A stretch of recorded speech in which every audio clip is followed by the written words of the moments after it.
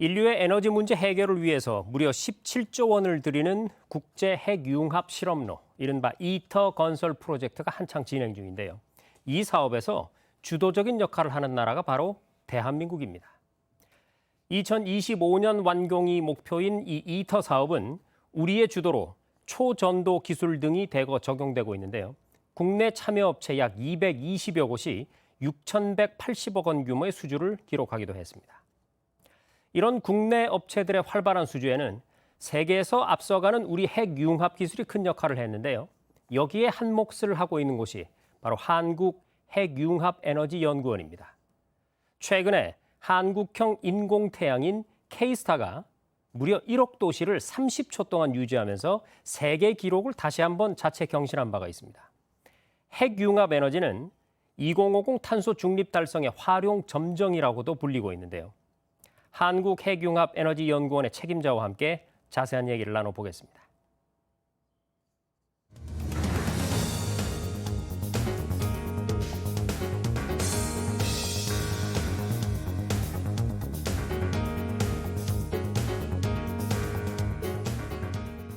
네, 오늘 저희 뉴스룸에 한국핵융합에너지연구원의 유석재 원장 초대했습니다. 원장님 어서 오십시오.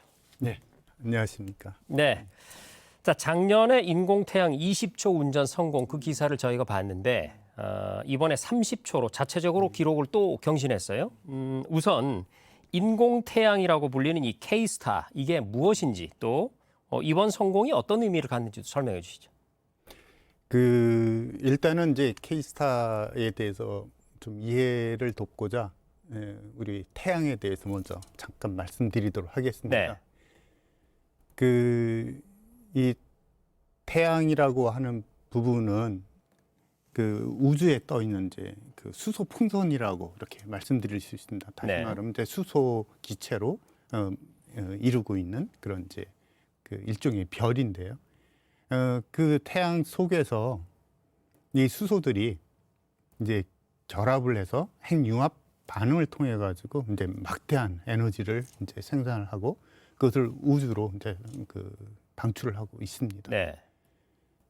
그래서 이제 그러한 부분, 그런 이제 태양에서 일어나고 있는 이제 에너지 현상을 이제 지구상에 한번 구현을 해보자라고 해서 이제 만들어온 그런 이제 실험 장치가 그래서 바로 이제 인공태양이라고 불리는군요. 예, 그래서 이제 뭐 인공태양이라고 하는 병칭도 이제 가지고 있습니다. 그런데 이제 우리 K스타 같은 경우는 엄밀히 얘기해서 이제 인공태양이라고까지 이렇게 표현하기는 조금 이제 역할이 좀 다릅니다. 그래서 뭐냐면은 K스타가 하고 있는 역할은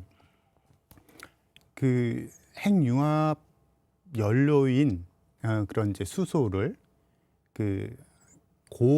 초고온 이제 고밀도 상태로 이제 장시간 이렇게 잘 제어하고 가둬두는 그런 역할을 하는 겁니다. 그냥 다시 말하면 이제 풍선을 잘 이렇게 터지지 않게 잘 이렇게 보관하고 유지하는 그런 기술을 이제 확보한다고 하는 것이 이제 그 역할이 되겠습니다. 그래서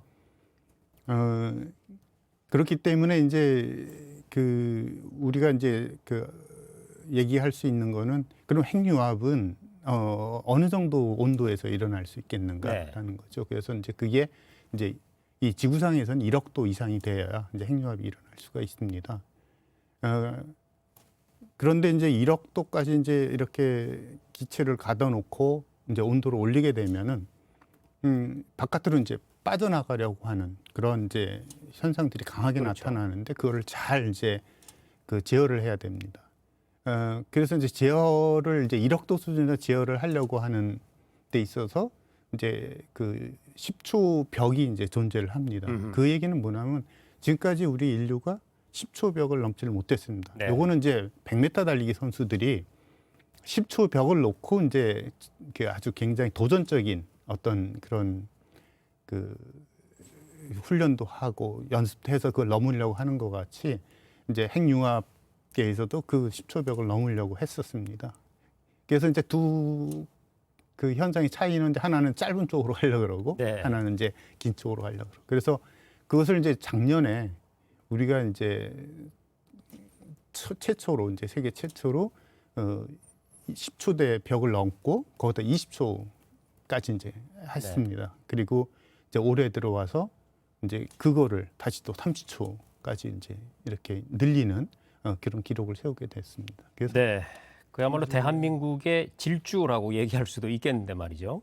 예, 그러니까 어떻게 보면은 인류가 가보지 못한 네. 그 시간대를 한번 가봤다. 네. 이런 굉장히 큰 의미를 갖고 있습니다. 그렇습니다. 자, 그러면은 이 설명해 주시는 김에 이 기관 명칭에도 나와 있는 이 핵융합 여기에 대해서도 좀 궁금한데요. 이 일단 핵이라는 단어가 들어가서 뭐 원자력과 연관이 있지 않을까 이런 추측은 하게 되는데 핵융합하고 또 원자력에서는 핵분열이라는 용어를 사용하잖아요. 이게 어떤 차이가 있는 겁니까? 일단 이제 핵융합에 대해서 뭐 간단히 말씀드리면 이제 일반적으로 얘기하고 있는 이제 핵융합은 주로 이제 그 현상들을 갖다 그 이제 별 속에서 이제 일어나는 그러니까 태양과 같은 이제 그 스스로 에너지를 내는 별 속에 일어나고 있는 것으로 이제 볼 수가 있습니다. 그래서 뭐냐면 이제 작은 핵이 모여가지고 이제 좀 큰 핵으로 바뀌면서 막대한 이제 에너지가 만들어지는 그런 현상을 이제 핵융합이라고 하는데요. 예를 들면 이제 태양 같은 경우에는 이제 수소 원자핵 4개가 모여가지고 이제 융합을 해서 헬륨이라고 하는 좀 큰 원자핵으로 바뀝니다. 그리고 이제 태양보다도 한 10배 정도 큰 이제 그런 별에서는 요 이제 헬륨이 다시 또 헬륨끼리 융합을 해가지고 뭐 다른 이제 더 큰 이제 탄소나 뭐 산소, 질소 이런 거로 이제 바뀌게 되고요. 또 이 탄소, 질소 이런 이제 핵들이 다시 이제 융합을 해가지고 결국 이제 궁극적으로 철까지 가게 됩니다. 이제 그런 것을 일반적으로 표현해서 이제 핵융합 반응이라고 표현을 하고 있고요. 근데 이제 우리가 그 지금 지구상에서 구현하려고 하는 인공태양 관점에서는 태양에서는 이제 태양의 체구가 우주 공간에서 볼 때는 이제 좀 작은 체구이기 때문에 그 헬륨까지 한 번 그러니까 수소가 핵융합하는 그 정도에서 멈추게 됩니다. 그래서 근데 우리가 인공태양을 구현하고 살 때는 이제 수소의 수소를 가지고 핵융합 반응을 통해서 에너지를 얻겠다라고 하니까 오히려 이제 수소 에너지의 한 이제 그 종류다 이렇게 보이는 게 더 이제 그 의미가 있어 보이고요. 그리고 이제 원자력하고의 이제 관련성에 있어서는 일단은 이제 우리가 그 에너지를 표현할 때 이제 연료라고 하는 관점하고 그 에너지를 추출하는 그 반응의 관점하고 이렇게 두 가지를 볼 수가 있습니다. 그래서 연료라고 하는 관점에 볼 때는 뭐 석탄 에너지, 석유 에너지, 뭐 수소 에너지, 그러니까 그런 이제 연료라는 것들. 네. 그리고 이제 그러나 이제 이런 것들은 이제 연소 에너지라고 하는 연소 반응이라는 걸 통하죠. 그래서 이제 핵융합 같은 경우에는 그 수소 에너지입니다. 수소의 핵을 이용해서 하기 때문에. 그리고 이제 반응 과정으로 볼 때 이제 핵융합이라는 반응. 원자력 경우에는 이제 우라늄 에너지라고 표현을 해야 적절하다고 생각이 됩니다. 그리고 우라늄을 쪼개는 어떤 핵 분열이라고 하는 그 에너지 추출 방식을 가지고 이제 한다. 그 에너지를 얻어낸다. 그러니까 이제 핵융합 쪽에서는 사실은 그 연료 관점에서보다는 반응 관점에 이름을 붙인 거가 되겠고요. 그 원자력 쪽에서는 조금 이제 모호한 이름이 된 거죠. 그러니까 뭐 우라늄 에너지를 하든지 핵 분열 에너지라고 하든지 뭐 이렇게 되는데. 그래서 이제 그런 연료와 그 에너지 추출 과정으로 두 개를 비교해 보면 전혀 이제 그 다른 종류의 그러니까 상관성이 별로 이제 없는 그렇네요. 그런 이제 에너지가 되겠습니다. 네네. 자, 그러면은 이것도 좀 여쭙고 싶어요. 우리가 사실 일상생활 속에서 뜨거운 온도라고 하는 것을 기껏 체험을 해봐야 예. 물이 100도가 되면 끓어오른다든지 뭐 이런 정도인데 이게 1억 도라고 하면은요 전혀 감이 안 오거든요. 그래서 이제 비교를 해보면 우리 하늘에 떠 있는 저 태양이 표면 온도가 한 6,000도 정도 되고요. 그리고 중심은 1,500만 도, 그러니까 중심이 훨씬 더 뜨거운데 그 태양의 가장 뜨겁다는 중심 1,500만 도보다 무려 7배에서 8배가 더 뜨거운 온도가 바로 1억 도거든요. 예. 자, 원장님, 이 인공 태양을 만들어서 이 에너지를 얻어내려고 할 때 이렇게 1억 도라는 어마어마한 온도를 유지를 해야만 하는 이유 어디에 있습니까? 일단은 이제 핵융합이라고 하는 반응을 통해서 이제 에너지를 얻게 되니까요. 그러니까 이제 이 핵끼리 일단 서로 마주쳐야 되겠죠. 근데 이제 핵이 갖고 있는 거는 이제 플러스 전기를 갖고 있습니다. 그러니까 그 양의 전기를 갖고 네. 있습니다. 그래서 양의 전기끼리 가면은 서로 이제 밀쳐내는 전기력이 이제 네. 발생이 되고요. 그 전기력이 굉장히 크기 때문에 그것을 극복을 해야 이제 두 이제 핵이 서로 만나서 융합을 할 수가 있습니다.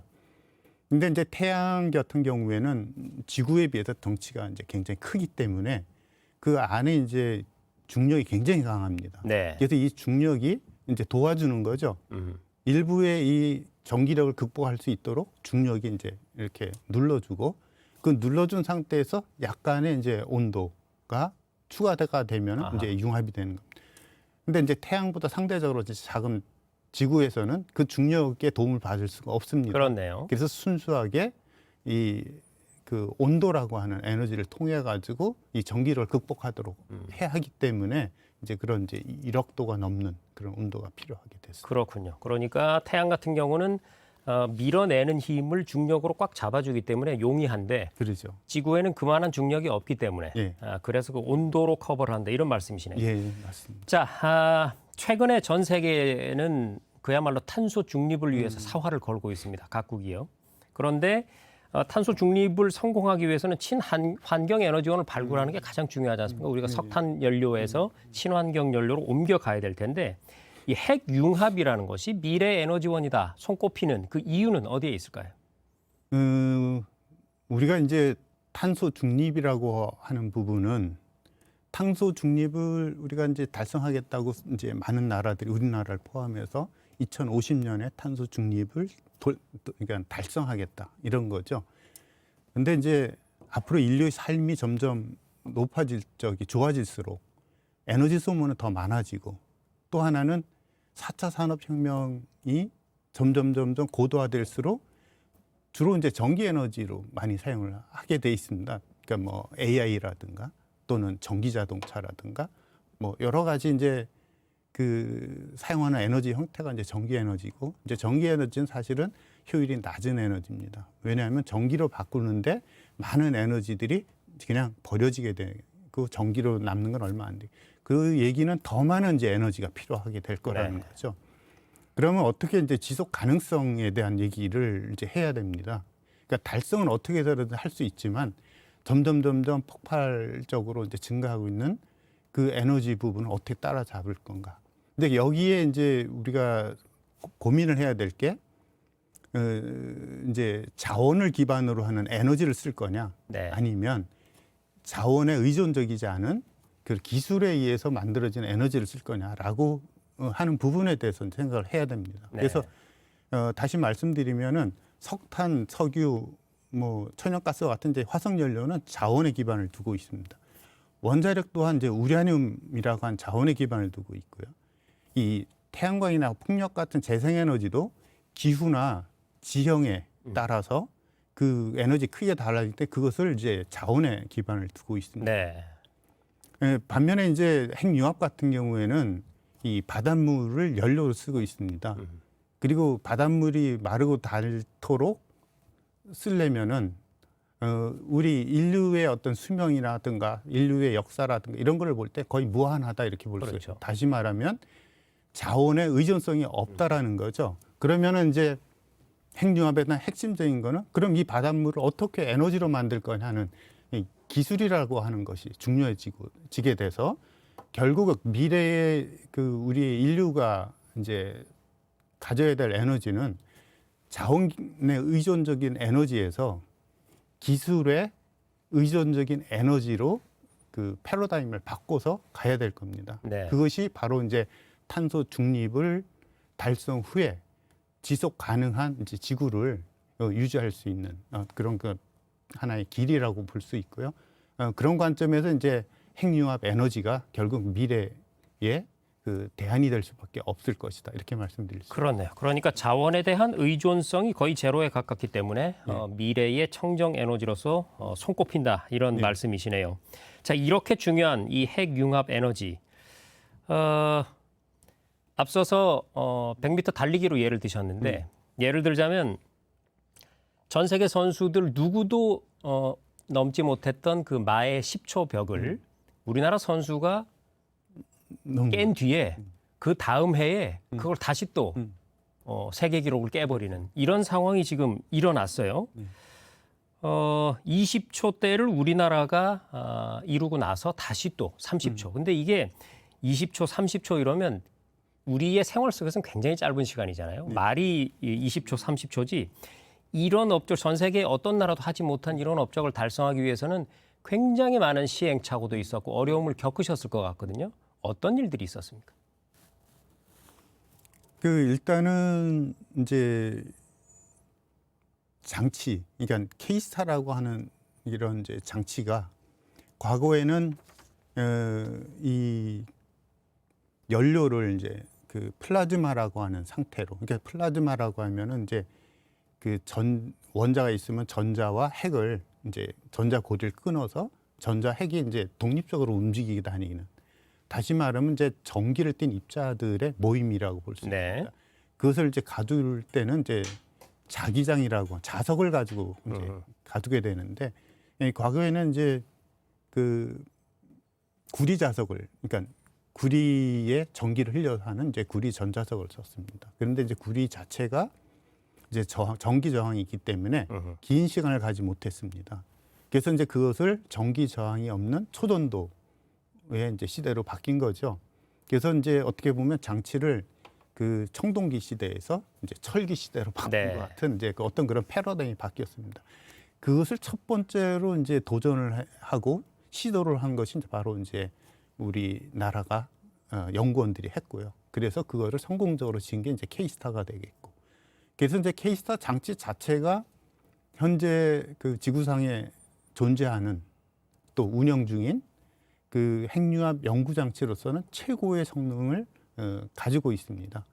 이제 그런 이제 하드웨어적인 기반에 우리 연구원들의 노력이 곁들여져 갖고 이제 그런 세계 기록을 계속 이제 그 유지할 수가 있었고요.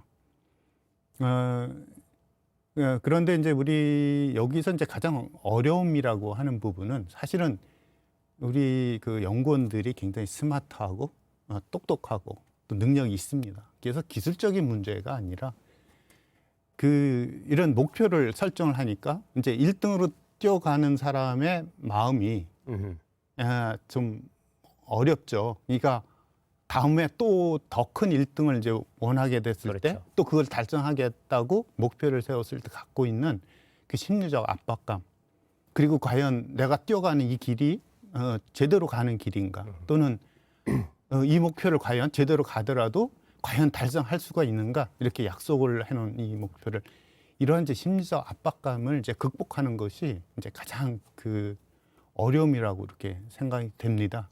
그래서 이 부분에 대해서는 이제 우리 많은 이제 그 분들이 우리 연구원 분들에게 이제 응원을 좀 많이 해주시면 아마도 이제 그런 심리적 압박감에서 벗어나서 더욱 좋은 결과를 아마 만들어낼 수 있지 않을까 생각합니다. 네, 오늘 아마 이 방송을 보시는 우리 시청자들께서는 이제 그 마음을 좀 이해를 하실 것 같습니다. 스포츠 선수들이나 우리 이런 과학을 연구하시는 분들이나 결국 자기 자신과의 싸움이라는 생각이 드는데요. 네, 그 자기 자신과의 싸움에서 이길 수 있도록 너무 큰 기대보다는 지지와 응원을 부탁드립니다. 자, 인공태양의 온도를 뭐 오래 유지하는데 이제 성공한다고 하면 이제 거기서부터 이제 에너지, 전기 이런 거를 생산해내는 과정이 남지 않습니까? 그럼 앞으로의 계획은 어떻게 되는 건가요? 일단은 이제 그 핵융합 에너지를 전기까지 가는 데 있어서는 크게 우리가 세 단계로 이렇게 나눠서 이렇게 설명드릴 수가 있습니다. 그래서 이제 좀 이해를 돕기 위해서 비유를 하자면, 우리가 모닥불을 펴서 뭐 그 국을 끓여 먹는다라고 할 때 먼저 이제 이 장작을 잘 쪼개 가지고 잘 이렇게 배열을 해서 불이 잘 탈 수 있게끔 하는 그런 이제 배열하는 단계. 네. 그 다음에는 이제 불쏘시개를 통해 가해서 장작이 스스로 불이 붙은 후에 스스로 계속해서 그 자신의 에너지를 가지고 장작이 유지가 되는, 그러니까 불이 유지가 되는. 그리고 세 번째가 이제 그 장작에서 만들어진 에너지를 우리가 활용하는 그런 단계로 이렇게 돼 있습니다. 그래서 아까도 잠시 얘기했듯이 K스타라고 하는 장치가 바로 이 장작을 쪼개가지고 잘 이렇게 배열하는 네. 그런 이제 역할을 하는 거라고 이제 말씀드릴 수 있고요. 그래서 그것도 잘 가고 있고, 그 다음에 두 번째는 이제 이렇게 잘 쌓여져 있는 그런 장작의 외부에서 이제 불쏘시개를 해서 이제 스스로 타게끔. 그게 바로 이제 이력도를 이제 이력도 상태에서 장시간 잘 유지하는 기술을 K스타에서 받아서 그 국제 핵융합로 사업이라는 걸 통해서 지금 이터라고 하는 것을 네. 짓고 있습니다. 그 장치가 바로 이제 외부에서 가열을 해가지고 이제 어느 정도 핵융합 반응이 일어나서 에너지가 나오면 그 에너지를 통해서 스스로 계속 이제 에너지를 내는 거죠. 바로 요 상태가 태양하고 똑같은 상태가 됩니다. 열 에너지를 계속 네. 스스로가 내는. 그래서 불을 꺼뜨리지 않고 계속해서 태울 수 있는. 그렇죠. 네. 그래서 이제 요 이터가 성공하는 그 단계를 우리가 실질적으로 인공태양이 완성됐다 아하. 이렇게 말씀드릴 수 네. 있고요. 그다음에 이제 활용하는 거죠. 그걸 이제 전기 에너지로 활용하던 수소 변형해서 활용하던. 그래서 이제 그런데 이제 요 전기 에너지를 활용하는 그 단계에 그 기술이 존재합니다. 다시 말해 모닥불 켜놓고 뭐 음식을 만들어 먹으려 그러면 솥이라고 하는 기술이 필요하듯이, 그렇죠. 예, 바로 이제 그런 그 에너지를 이렇게 전기 에너지 변환하기 위한 그런 기술. 그리고 특별히 이제 이 핵융합로 자체가 자신의 연료는 스스로 만들어서 쓸 수 있도록 하는 그런 어떤 기술이 필요합니다. 그래서 그 연료를 자급자족하는 기술이 아마 가장 핵심적인 기술이 될 거고요. 우리 그 한국핵융합에너지연구원에서는 바로 이제 그 연료를 자급자족할 수 있는 기술을 갖추도록 하기 위해서 그 기술에 이제 총력을 기울이고 집중을 해서 이제 갈 그런 계획을 갖고 있습니다. 네, 말씀을 들어보니까 지금 우리나라뿐만 아니고 세계 모든 나라들이 인공태양을 만들 수 있는 불씨를 말하자면 만들려고 노력하고 있는 것인데 예. 우리나라의 K스타 같은 경우는 그 불씨가 상당히 오래가는 불씨를 어쨌든 지금 세계에 기록을 세우면서 만들어내고 있단 말이죠. 그래서 이것이 잘 되면 아까 이터라고 이름 붙인 이 국제 핵융합로 예. 여기에다 이제 가둬서 실제로 인공태양이라는 말에 값하는 예. 그런 에너지원을 만들어낼 수가 있을 텐데 우리가 불씨를 가장 잘 만들다 보니까 이 이터 사업에 있어서도 우리가 매우 주도적인 역할을 지금 하고 있다. 이렇게 이해를 할 수가 있겠네요. 예, 그렇습니다. 그러니까 뭐냐면 그 이터라고 하는 거는 우리 K스타를 한 부피로는 한 30배 정도 아하. 이렇게 덩치를 키운 그런 겁니다. 그렇지만 그 들어가는 요소 기술들은 이미 K스타에서 다 구현을 해봤던 기술이고요. 또 우리 K스타가 지어지게 된 거는 우리나라의 그 산업 기반이 굉장히 그 탄탄했기 때문에 가능했던 거고, 또 하나는 그 이제 산업 기반에 있는 그 기업들이 K스타를 지어봄으로 해서 이미 이제 예습을 해본 거죠. 네. 그래서 이터 사업에 굉장히 적극적으로 참여가 됐고요. 그리고 이제 이터 같은 경우에는 각 그 회원국들이 기술을 축적하기 위해서 그 레고처럼 다 이제 요소마다 잘라가지고 그것을 납품하는, 현물로 납품하는, 자신의 그 회원국들의 기술 수준으로 그걸 만들어 납품을 하게 하는데, 이제 우리나라 기업들은 이미 한번 해봤기 때문에 이제 굉장히 쉬운 어떤 그렇죠. 그런 상태에 있고요. 근데 그걸 처음 해보는 이제 우리나라를 빼고는 대부분 처음 해보니까 그 자국 기술이 없는 거예요. 가져갔지만.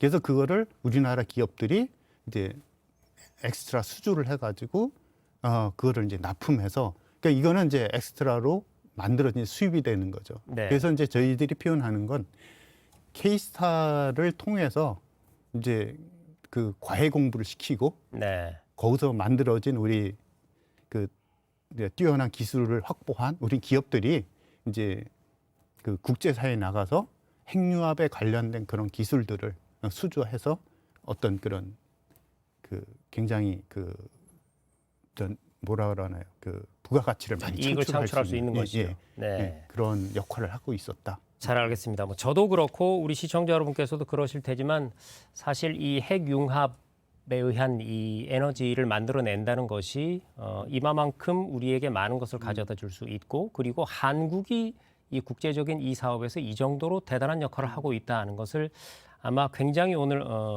잘 알게 된 것 같습니다. 잘 나오신 것 같고요. 자, 그럼 이제 마지막 질문 드릴게요. 이 차세대 에너지원 중에서도 가장 큰 주목을 받고 있는 이 핵융합의 상용화가 만약에 된다면 이건 그야말로 인류에게 그 프로메테우스가 불씨를 선물했던 것 같은 그런 그렇죠. 한 번의 도약을 더 가져다주는 굉장히 큰 선물이 될 것이다 이런 생각이 드는데 말이죠. 그러기 위해서는 앞으로 어떤 과제들이 있을지 마무리 정리 말씀 부탁드립니다. 일단은 이제 앞에서 말씀드린 대로 우리나라는 그 앞에 이제 선배님들이 잘 그 핵융합에 대한 그 방향을 잘 잡으셔서 그러니까는 연료를 잘 모아두는 기술을 확보할 수 있는 최고 세계 최고 성능의 케이스를 갖고 있고 또 이터에 그 가입을 함으로 해서 이터를 짓는 데 필요한 또 이터에 관련된 모든 노하우 그다음에 IP 문제를 다 우리가 갖고 있습니다. 그러니까 다시 말하면 이터도 우리 장치라고 볼 수 있습니다. 네. 이렇게 이제 연료를 모아둔 장치와 연료를 태우는 그 기술을 동시에 할 수 있는 하고 있는 나라는 우리나라가 이제 유일하게 있습니다. 그 얘기는 우리나라가 이제 굉장히 빠르게 갈 수 있다라고 하는 거고요. 그래서 이제 핵심적으로 전기 생산을 하기 위한 실증로 단계에 필요한 바로 이제 연료를 자족하는 그 기술만 확보가 된다고 하면은 우리나라가 가장 먼저 핵융합을 갖다 실현할 수 있으리라 이렇게 보고 있습니다. 그 특별히 이제 우리나라는 삼면이 바다로 되어 있습니다. 그러니까 이 얘기는 뭐냐면은 그 연료 관점에서는 너무나도 이제 그렇죠. 풍성하고 네. 그렇습니다. 또 하나는 우리나라는 그 자원이 부족한 것이 예전에는 좀 어려움이었지만 지금 그것 때문에 굉장히 고도의 기술 수준을 갖고 있는 그런 나라가 됐습니다. 다시 말하면 아까 말씀드린 것처럼 핵융합 에너지는 기술 기반의 에너지입니다. 그 얘기는 우리나라가 가장 그 유리한 그런 에너지가 된다는 거죠. 다시 말하면 연료 풍부하지, 그다음에 고도의 기술을 가지고 있지. 마치 우리나라를 위해서 이 존재하는 에너지처럼 되어 있습니다. 그리고 앞으로 이 에너지는 한 번 뒤지면 따라갈 수가 없습니다. 기술을 기반으로 하기 때문에. 장벽이 원체 높죠. 엄청 네. 높습니다. 그 얘기는 우리나라가 핵융합 에너지를 확보한다고 하면은 바로 이제 초강대국으로서 이제 거듭날 수 있고 그래서 이제 결국 핵융합 에너지는 우리 대한민국의 미래다 이렇게 말씀드릴 수가 있습니다. 네, 잘 알겠습니다. 과학이 굉장히 어려운 분야인데 오늘 쉽게 비유도 들어주시면서 설명 잘해 주셔서 감사드리고요. 뭐 하늘 아래 두 개의 태양은 있을 수 없다. 우리가 흔히 쓰는 말인데 이제 그 속담도 바뀔 날이 오지 않나 이런 생각을 해봅니다. 자, 지금까지 한국핵융합에너지연구원의 유석재 원장과 함께했습니다. 원장님 오늘 말씀 고맙습니다. 예,